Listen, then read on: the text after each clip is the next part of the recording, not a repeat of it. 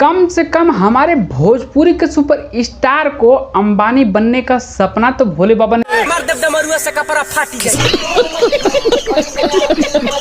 हमारे super star को अंबानी बनने का सपना दिखाई दिया है भोले बाबा ने, तो इच्छा भी पूरा करवाना पड़ेगा वरना भक्त नाराज हो जाएगा। और वैसे भी हमारे भोले बाबा दानी है ही हैं और महल अटारी सबको दान देके और खुद ही पहाड़ पे रहने चले जाते हैं भाई।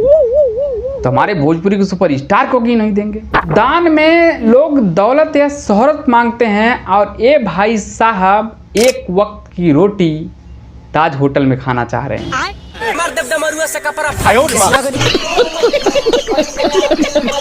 एक और रिक्वायरमेंट बाबा जी से करते हैं और सरकार से करने की जगह भोले बाबा से कर देते हैं। एगो हवाई जहाज दे दी कि हम छपरा से सेंड होके तो जाके पटना में लैंड हो जाए। ये भोला से तेरा नीति बतियाइबे। गजब बेइज्जती। ये क्या हुआ? और दरअसल सोचते हैं कि साला सपना आ ही रहा है जिस पे गाना निकाल दिया जाए भोले बाबा का।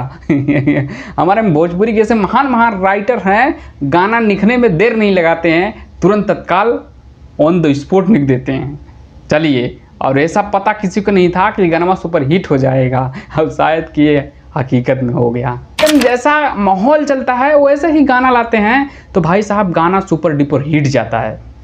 तो शायद ये गाना बहुत अच्छा है और सुनने भी मज़ा आया और इस गाने में इंटरटेनमेंट भी है। और भाई साहब सावन का महीना चल रहा है और भोले बाबा का गाना है और आप लोग कुछ गलत जज मत करना कि मैंने कुछ गलत कमेंट किया है। तो आज के लिए इतना ही। चैनल पे नए हो सब्सक्राइब मान लेना, बेल आइकन प्रेस कर लेना। चलते हैं, बाय बाय।